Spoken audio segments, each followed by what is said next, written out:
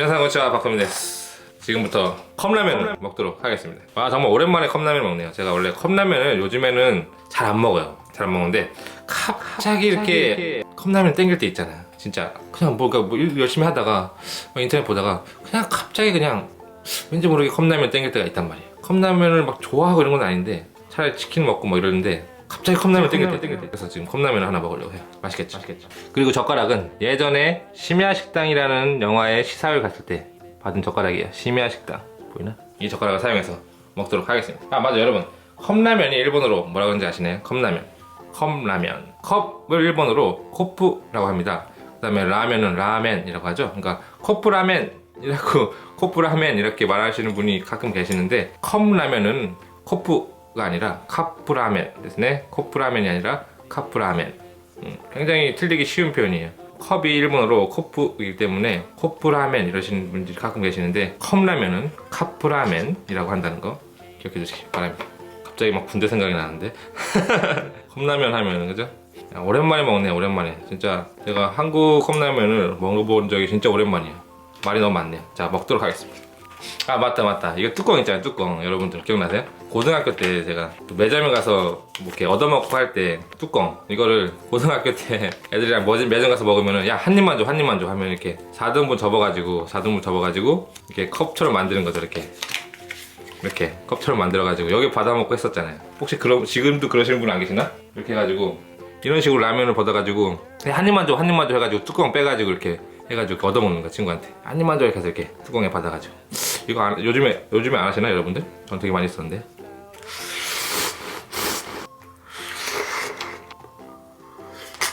컵라면 뚜껑에다가 먹어야지 맛있는 거야.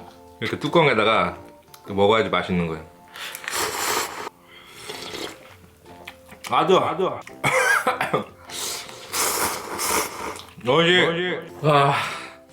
다 먹었습니다.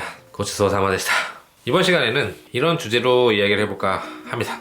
일본어를 잘하고 싶으면 공부하지 마라, 노력하지 마라, 이런 주제로 이야기를 해보려고 합니다. 아니 일본어 잘하고 싶으면 맨날 공부하라며, 그렇게 말하던 사람이 왜 갑자기 이런 얘기를 하냐, 이렇게 생각하시는 분도 계실 거예요. 그런데 이것은 제가 지금까지 그렇게 많이 얘기한 적은 없습니다만은 사실은 매일매일 공부하는 것보다도 더 중요한 부분이기도 합니다.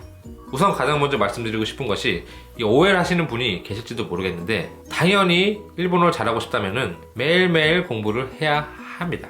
너무나 당연한 거예요. 혼토니 아타리마이노 코토 데스. 일본어 공부를 하지 않고서 일본어 실력이 느는 방법은 저는 모릅니다. 자 그런데 왜 아까 전에 공부하지 마라, 왜 노력하지 마라, 공부하지 마라 라고 했는가?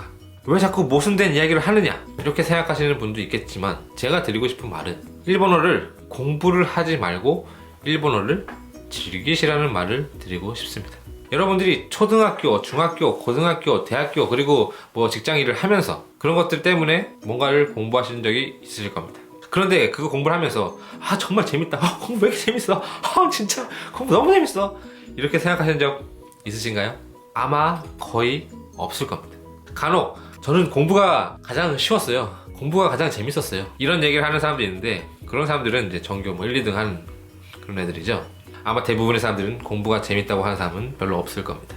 반대로 여러분들이 어떤 게임이라던가 어떤 자신의 취미생활, 그런 거에 대해서 난 그걸 좋아한다 라고 생각하시는 분들은 있을 거예요. 자신이 뭔가에 몰두할 수 있는 어떤 취미 같은 거 말이죠. 만약에 이런 것을 여러분들이 할 때 억지로 자기가 하기 싫은데 누가 등을 떠밀어서 하시나요? 아닐 겁니다. 아마 자신이 하기 위해서, 자신이 즐기기 위해서, 자신이 재밌으니까 할 거예요. 누가 하라고 시키지 않아도, 누가 하라고 등을 떠밀지 않아도, 오히려 하지 말라고 반대를 해도 하고 싶어서 안달이 날 겁니다.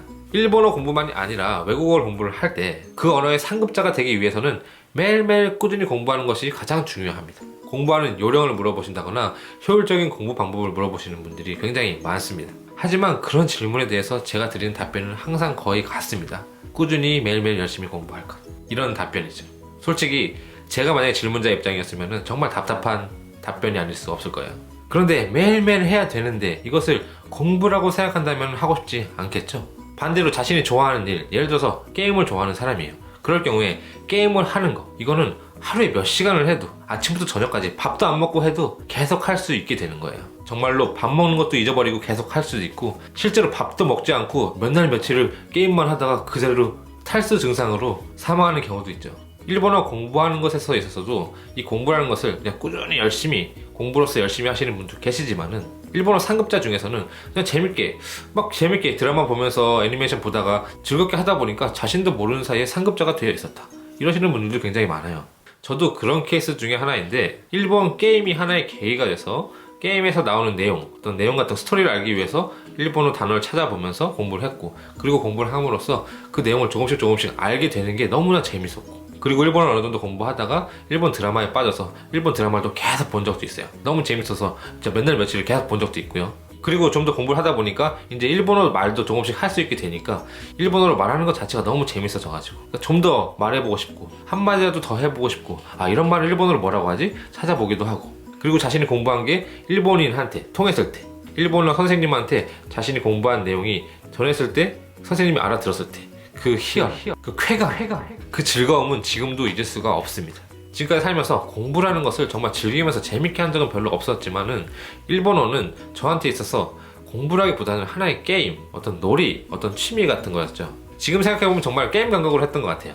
일본어로 이야기하는 것도 점점 자신이 할 수 있는 표현이 늘어날수록 재미가 있었고, 실제로 자신이 공부한 게 일본인한테 통했을 때, 특히 제가 일본 학원을 다녔을 때 일본인 선생님이 조금 제 타입이었거든요. 그래서 그 선생님하고 조금이라도 더 얘기하고 싶어서, 좀 더 얘기하고 싶어서, 어차피 수업 시간에 한 명씩 돌아가잖아요. 그럴 때 선생님하고 조금이라도 더 얘기하고 싶어서, 그리고 쉬는 시간에도 조금이라도 더 선생님하고 이야기하고 싶어서 굉장히 많이 준비를 해가지고 왔던 기억이 납니다. 제가 이 영상에 가장 처음에 일본어를 공부하지 마십시오, 노력하지 마십시오 했던 이유가 여기에 있어요. 아마 여러분들이 일본어를 공부라고 생각하는 순간 실패할 확률이 높아집니다. 예를 들어서 일 때문에 어쩔 수 없이, 혹은 학교 시험 때문에 어쩔 수 없이, 자격증 때문에 어쩔 수 없이, 그런 식으로 어쩔 수 없이 하기 싫은데 공부라고 생각하고 하면 꾸준히 그것이 이어지지 않는 경우가 많아요.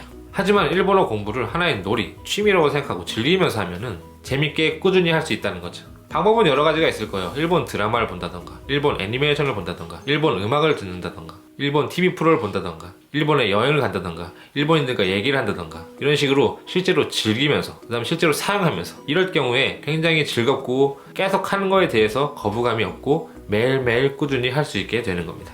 사람에 따라서 재미를 느끼는 부분은 다 달라요. 어떤 사람은 일본 드라마가 재밌어서 보는 사람도 있을 거고, 드라마는 별로 좋아하지 않고 음악 듣는 건 좋다, 이런 사람도 있을 거고, 드라마를 본다던가 애니메이션을 본다던가 음악 듣는 건 별로 좋아하지 않는다, 자신은 실제로 사용하는 게 재밌다, 그럴 경우에 실제로 사용할 수 있는 기회를 늘리고 공부라고 생각하지 않고 그것을 즐기면은 자신도 모르는 사이에 꾸준히 일본어를 접하게 되는 거죠. 일본어 공부를 떠나서 외국어 공부는 얼마나 즐기느냐, 그 언어를 얼마나 즐기느냐가 가장 중요한 포인트가 아닌가 싶습니다. 일본어를 공부하다가 처음에는 초급에는 이렇게 재밌게 시작을 했다가 중급으로 가면서 외울 단어도 많고 한자도 많이 나오면서 중간에 재미를 잃고 흥미를 잃고 포기를 하시는 분들도 많아요. 왜 포기를 하느냐? 억지로 외우려고 하다 보니까 점점 흥미를 잃고 재미가 없어지는 거죠.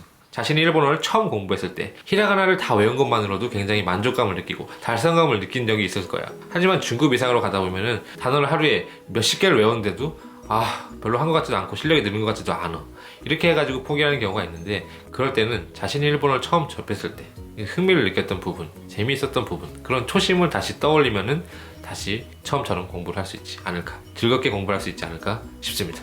여러분들도 부디 일본어 상급자가 되고 싶으시다면은 일본어를 공부하지 마시고 일본어를 즐기시기 바랍니다. それでは次回お会いしましょう。